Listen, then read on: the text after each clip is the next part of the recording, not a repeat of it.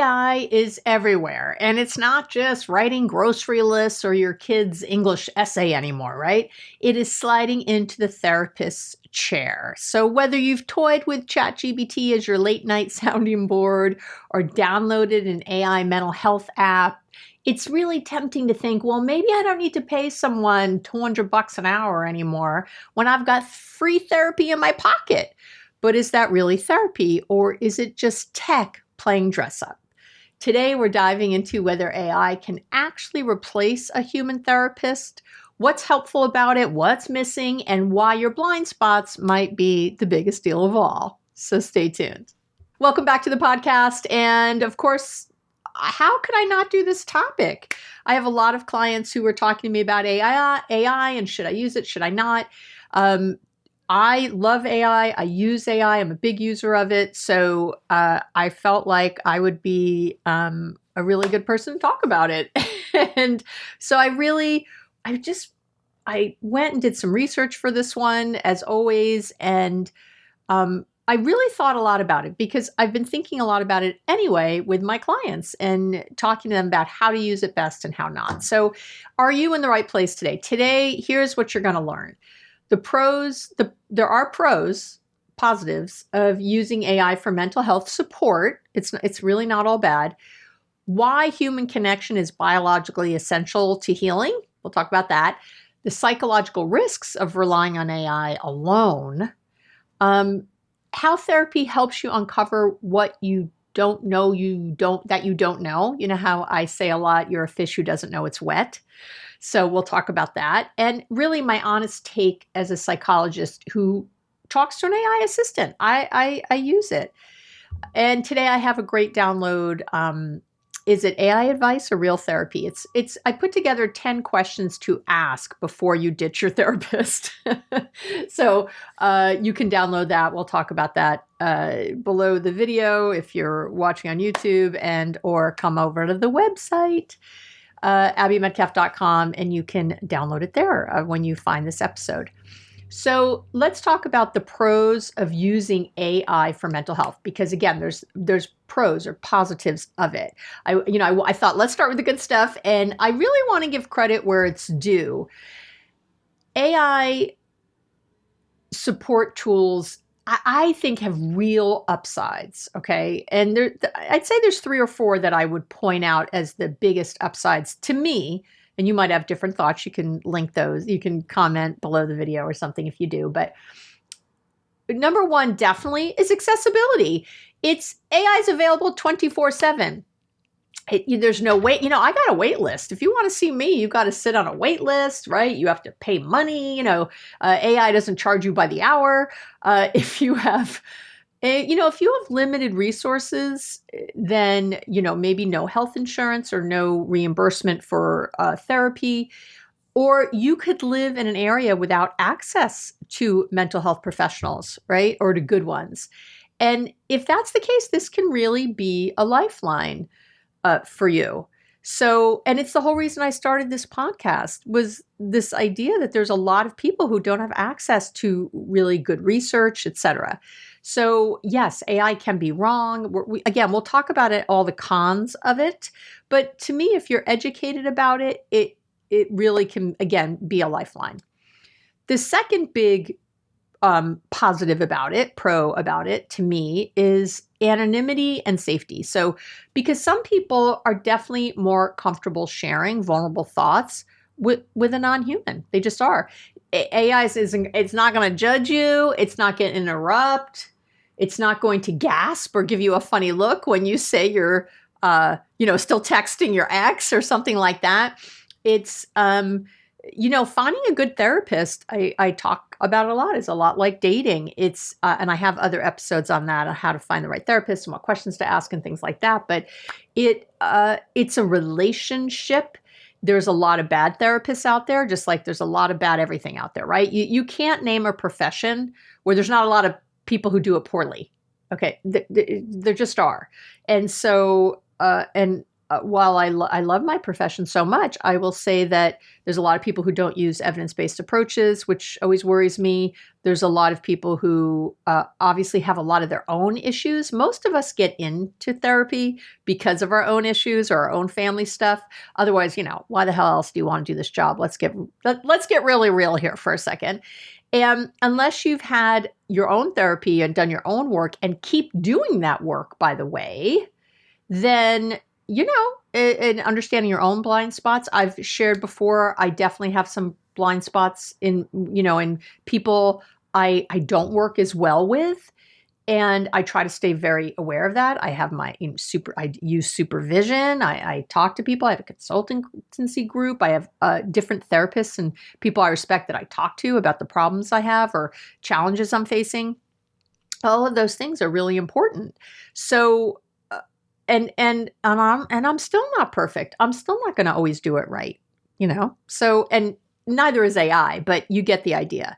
So, and I will tell you, I was already doing remote therapy quite a bit before the pandemic. So before the pandemic, I was one of those people that was already on Zoom. Thank gosh, using it really helped me kind of be ahead of the curve there because I have a lot of clients who are out of the country, out of the state that I live in. So I was already doing that. I was already utilizing that and finding that really building therapeutic alliance without being in the physical room with someone. So, using a lot of different tools. And if you're a therapist and want to learn more about that, I'm happy to talk about that. Let me know. But so, and I will tell you that, yeah, some people do not do as well remotely. They really need to be physically in a room with a human. But others, I have found there's people who are accessing therapy who never accessed it before because they couldn't find the time. Now there's more flexibility. You see people during your workday. You do a little therapy and you stop. Now there's, again, access to maybe someone like me. I have clients in Canada and France and New York and Florida and, everywhere. So you have different access to people you didn't have access to before. I even have people that do better on the phone. I have one client in particular I'm thinking of who has really pretty severe ADHD, and she needs to be moving and running around when we're doing therapy. That's how she can get deeper. But it's really disconcerting when we were trying to use, Zoom wasn't really what, she's carrying around her phone and it's jogging. It was like so disconcerting. I was like, I can't talk to you like this. So I said, let's just do it like old school phone call. You don't have to stare at me. Let's see how that works. Works amazing for her. She's able to sort of doodle and do things and get up and down and move around. I'm not distracted. I can stay really focused with her and we do very deep, excellent work. I have another man I'm thinking of who has a lot of stuff he's talking about that's really shame-based for him.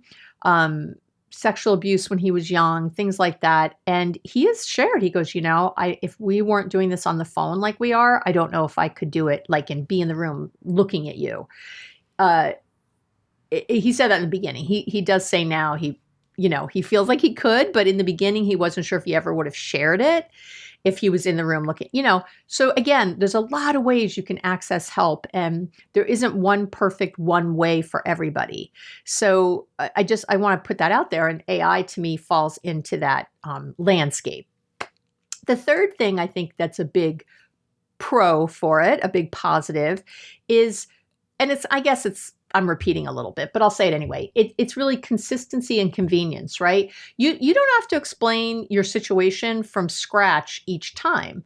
If when you go to different therapists or try different people, you have to sort of, tell the story again. That's why a lot of people don't go back to another therapist. With the AI, you tell it once and it'll remember, especially if you're paying for AI, right? And it's building its own memory of you. And it can offer structure, right? Journaling prompts, cognitive reframing techniques, breathing exercises, on demand, right then, in the moment.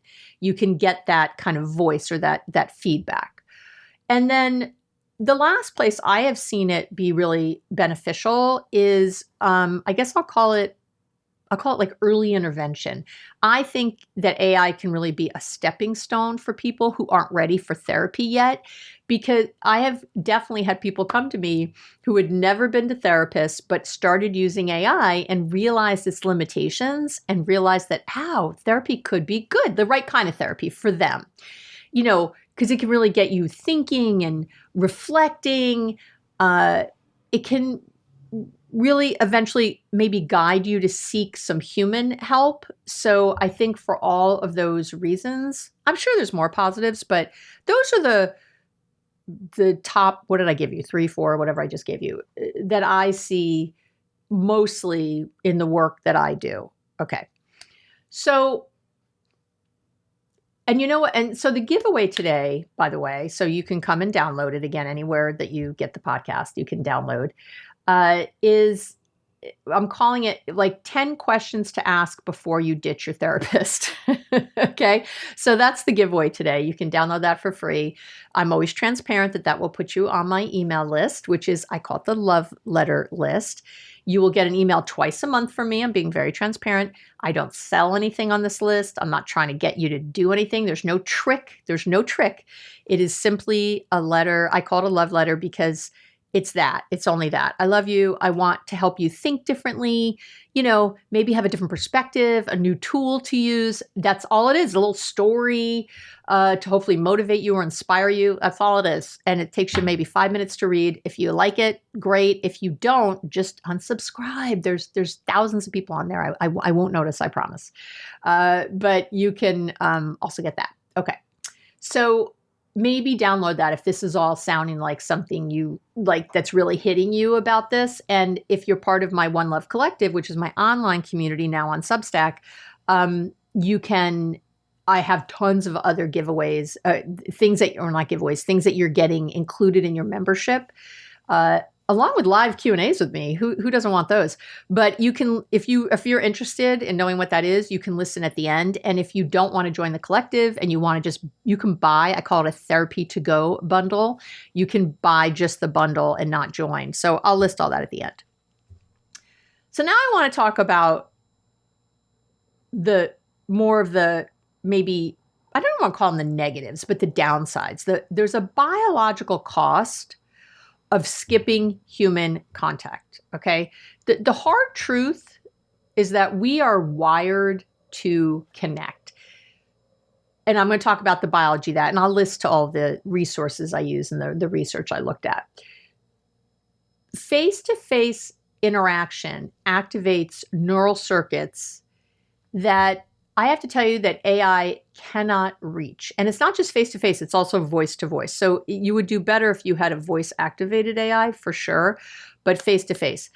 Eye contact, voice tone, facial expressions, these aren't just like, those are nice to have. They regulate your nervous system. Okay, they regulate your nervous system. They lower cortisol. They increase, which is one of the stress-inducing hormones. They increase oxytocin, one of your bonding hormones, and really support emotional, what we call co-regulation. All right, you co-regulate. If you're holding an infant, I've talked about co-regulation quite a bit.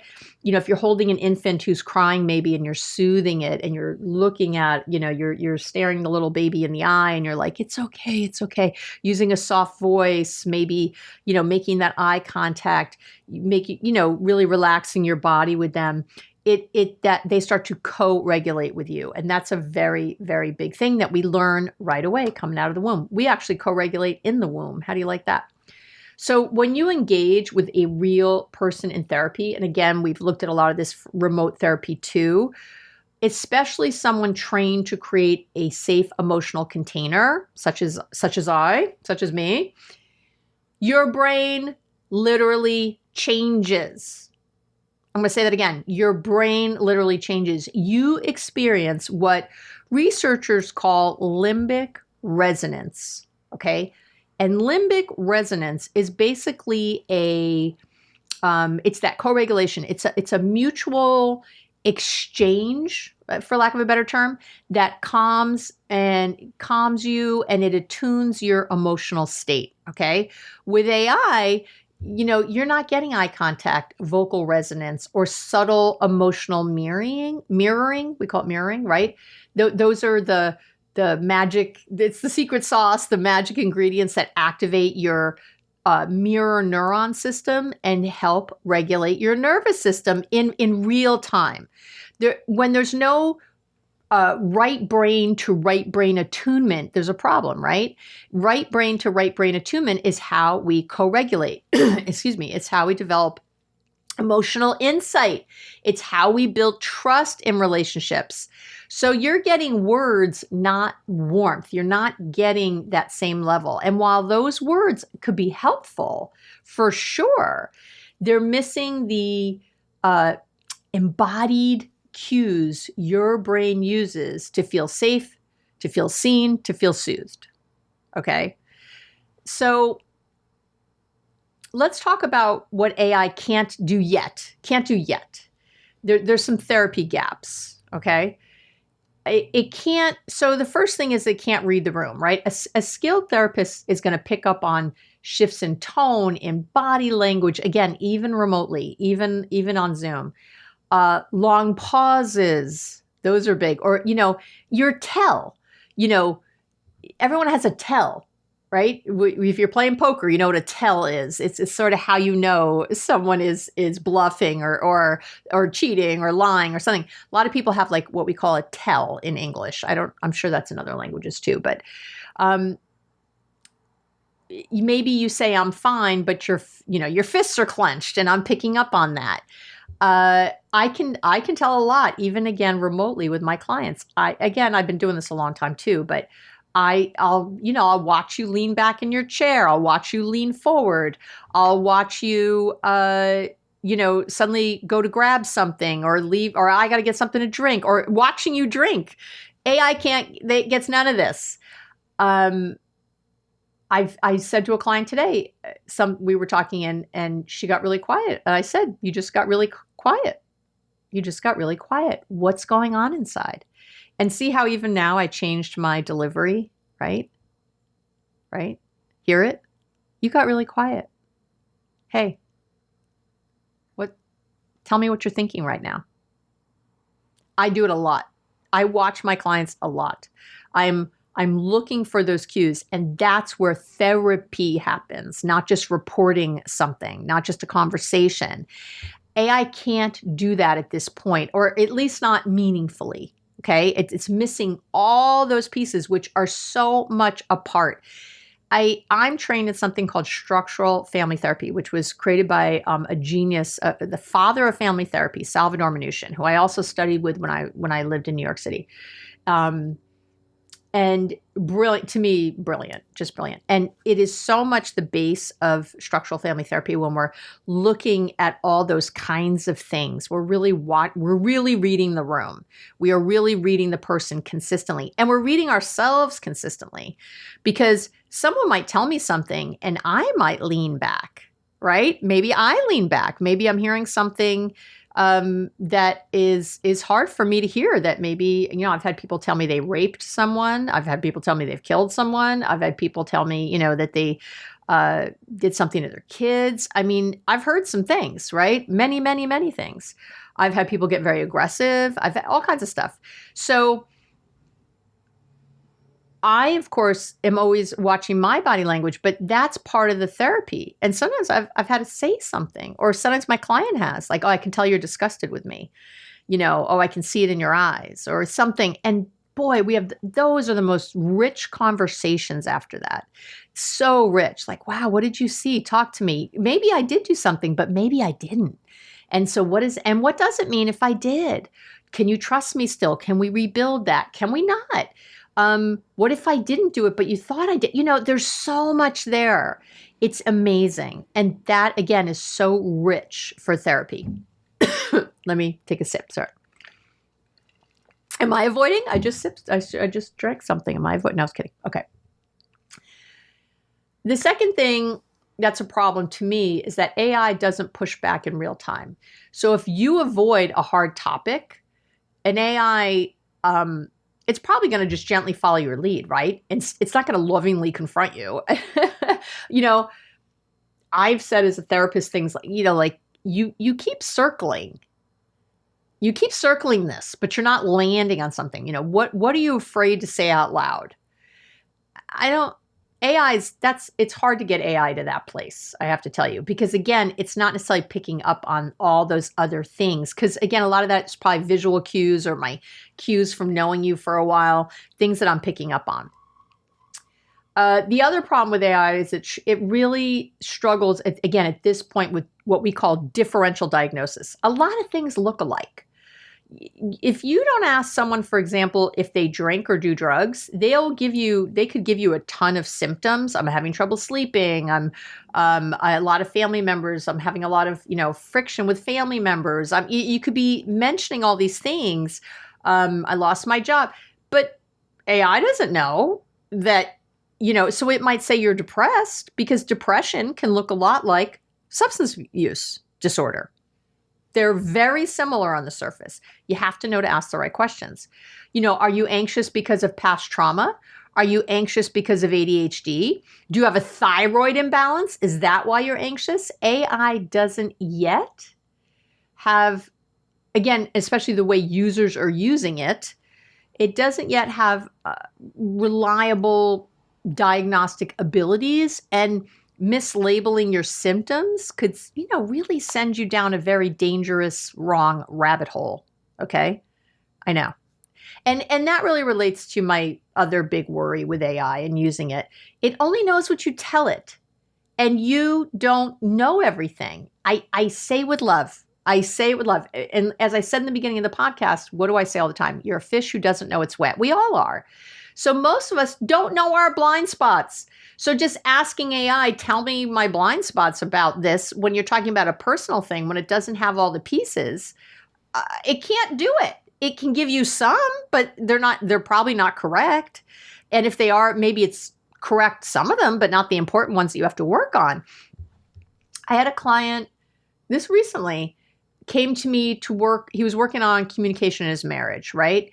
And we were 6 months in, and I do a full history. And by the way, even that, right? You're talking to AI all the time. You don't give it a full history. You give it a history you think about. There's a lot of things you might not be giving it that it needs to know to, again, make that diagnosis or to really give you a full. And you might say, well, tell me what I'm missing to give me a diagnosis. It still doesn't know everything. That's the problem. There's therapists who don't know everything. I'm not saying they do. I'm just saying we're a little better at it. As someone experienced and good at it, it's going to be better. So this client, 6 months in, I did a full background, everything. 6 months in, he shared this thing about he had a coach who inappropriately touched him. I don't know how else to say that. Like, it's sexual abuse. This coach was somewhat of a predator. There was a lot of just grooming, and even though this coach didn't like have sex with him, he touched him inappropriately, and touched him inappropriately other times, like where my client said he just felt icky with this guy, even though he hadn't like touched his penis yet, right? And even after that had happened, that my client was 11 when it happened, and he, reacted and was like, no, thank you. And the coach, of course, gaslit him and said, like, I was just trying to help you with your form, and, did this whole thing with him, and then continued to touch him more than the client felt good about. But because it wasn't like, he wasn't raped, he wasn't even like this, this guy, he fondled him somewhat, his penis somewhat, right?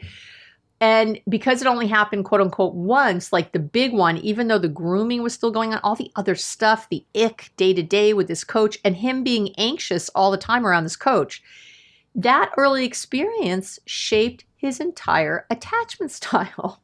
But he never mentioned it because he didn't think it was relevant, because, quote unquote, nothing ever really happened. AI would have never asked. Never would have asked. Why would it know to ask? You didn't even know to tell. And that's the danger.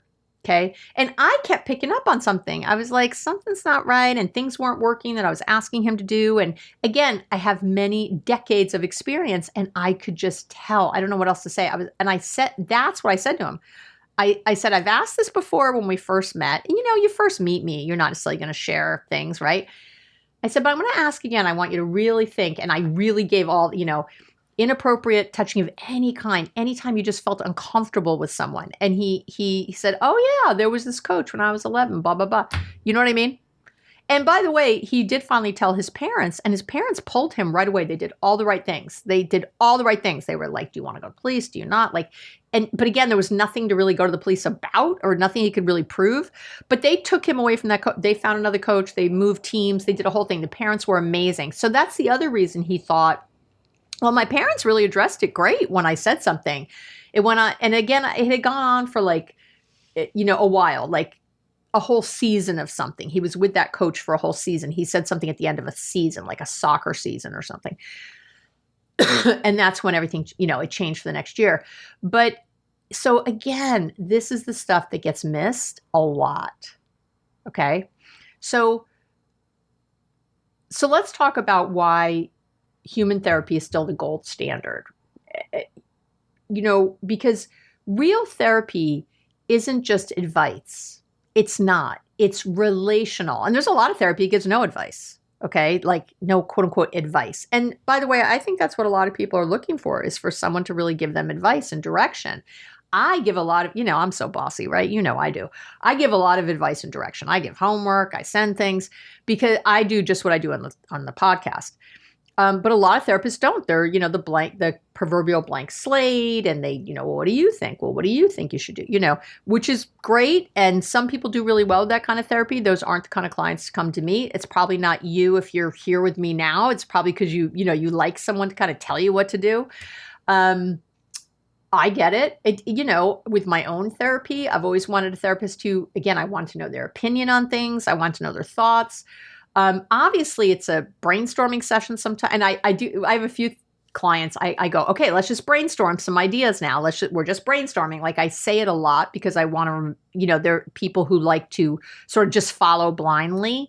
So I want to make sure that doesn't happen with us. And I want to make sure they have ideas too. And, my clients who push back, I just love. I mean, because I know we're really engaged in it. They are saying to me, I don't think that's going to work out. Well, here's what I think he's going to say if I say that, or she's going to say if I say that. Like, I love it. Like they're, we're in it, we're doing it together. We're really, again, brainstorming together. And I'm talking to them about their reactions, and well, they could say, your partner could say whatever they want. What do you think? And how are you going to hold this boundary? And I mean, there's such rich conversations when there's that pushback, which is why, with some clients, again, I make sure that I say, like, you realize, this isn't just me telling you what, you have to have skin in this game, right? You have to think about what a dog in the fight, You have to think about how you're involved, how you're relating to this information. So real therapy, it's not just advice, it's relational. We therapists, psychologists, mental health professionals, we help you notice patterns and how you relate to people in real time. So, and what I mean by that, in real time. So you might say something sarcastic, okay? I'll have a client who says something sarcastic. This again happened very recently. And what I said was, is that familiar to you, what you just did? And my client said, what are you talking about? And I said, well, your sarcasm just there. And she said, was I being sarcastic? And I said, yeah. So we went back over what she said and how, and she said, oh yeah, that was really sarcastic. I said, is that when you feel vulnerable, does that usually come out? That's sort of just what happened with us right now.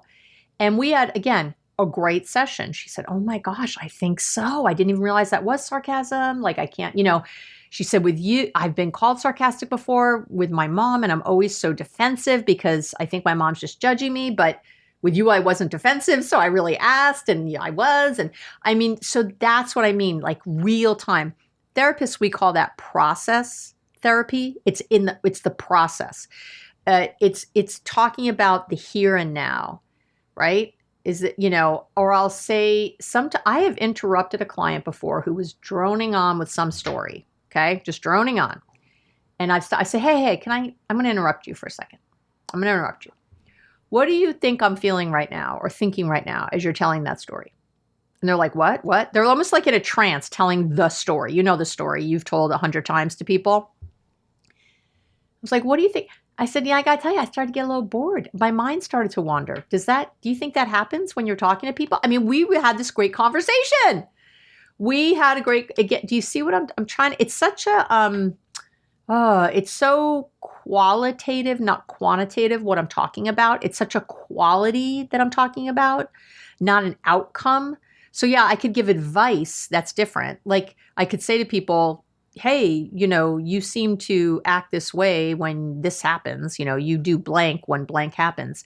Okay, I guess that's advice or that's feedback. I guess that's feedback, not advice. But when you're really in the moment with someone, I have to tell you, it's transformative. I hope you've had this with your own therapist, or I hope you've had it maybe with me as we're talking, But when I stop and just go, like, even if I said to you right now, how are you feeling? Right now, let's do it right now. How are you feeling as I'm sharing this?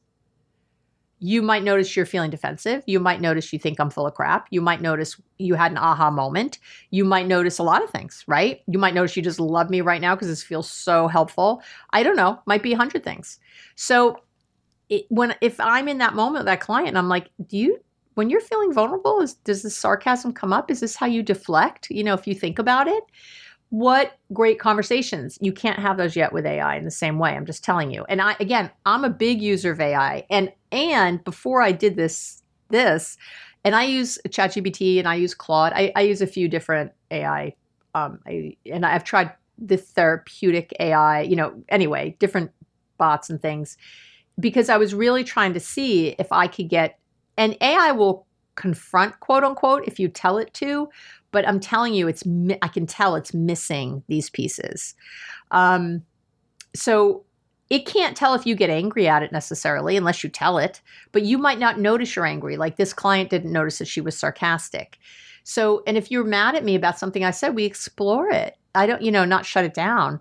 These in the moment relational dynamics are where real change happens. It's where your aha moments are.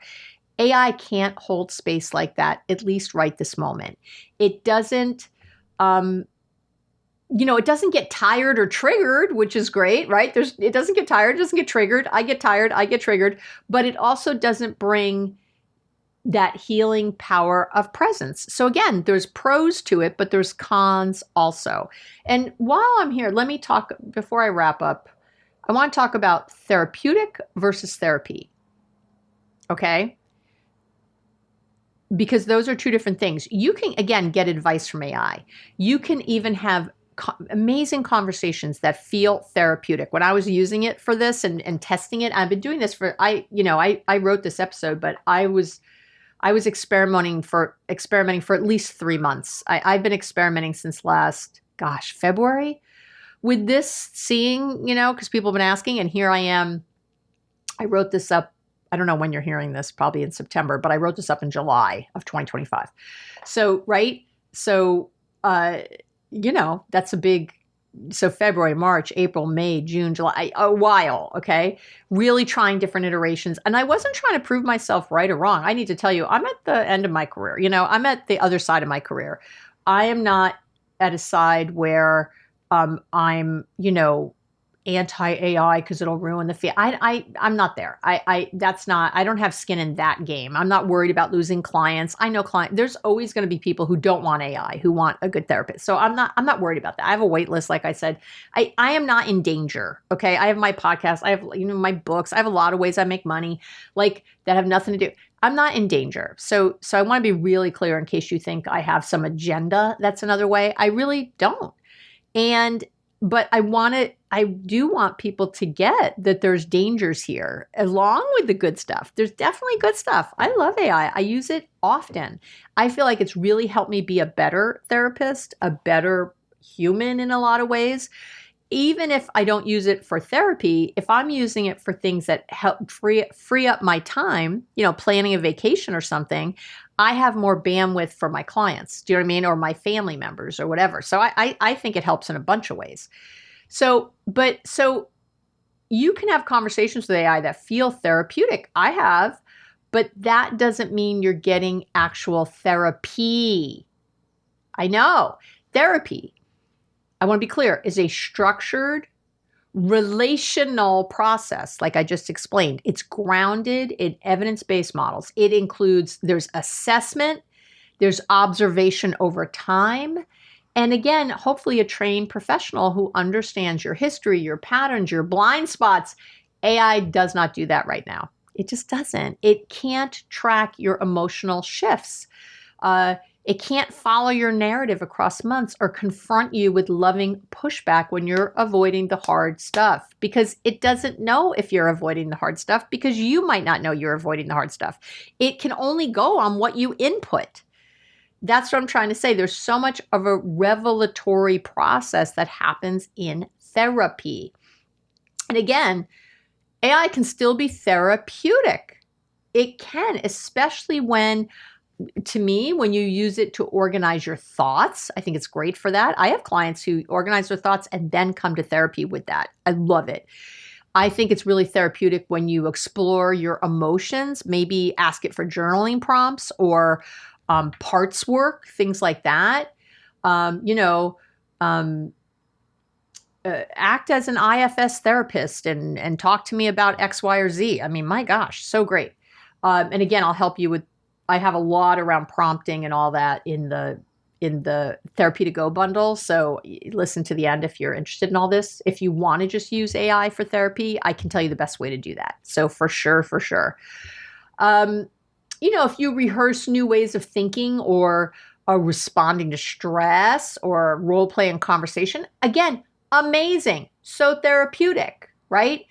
But in those moments, to me, AI is more like, it's more like a reflective journal or a brainstorming partner. It can help you get unstuck, but it won't necessarily walk that healing path with you the way another human can right now, right? And so I use AI, but use it for what it does well. But again, don't mistake insight for healing. Therapy starts when someone else really sits with your pain, not just analyzes your pain. It's when you start to feel accepted by another human. I can't tell you how many, for example, men I've worked with over the years. I'm the first female they've ever trusted. I'm the first woman that they can't have a sexual agenda with. Okay, think about that. Do you know how many men have only ever seen women in that light in some way? I will never, ever, ever, ever be in a relationship with a client, be that friendship, or, which is sad for me sometimes because I have some amazing clients I would love to be friends with. I can't. No, it's stepping over for me. It's stepping over. I don't care if it's 2 years, 10 years. I know you can have a relationship after 2 years or 5 years, whatever it says right now in the ethics. I think it should say never. I think it's highly, highly, highly inappropriate. So to me, that's my soapbox about it. So you will never, ever, ever, ever, did I say ever, ever, even if I was single, and I'm not, but if I was, date me or be able to have sex with me. And when you take that off the table with some people, women too, but men have said it to me. I'm sure I've had lesbians in my practice who also have it, but men have said it to me. They're like, wow.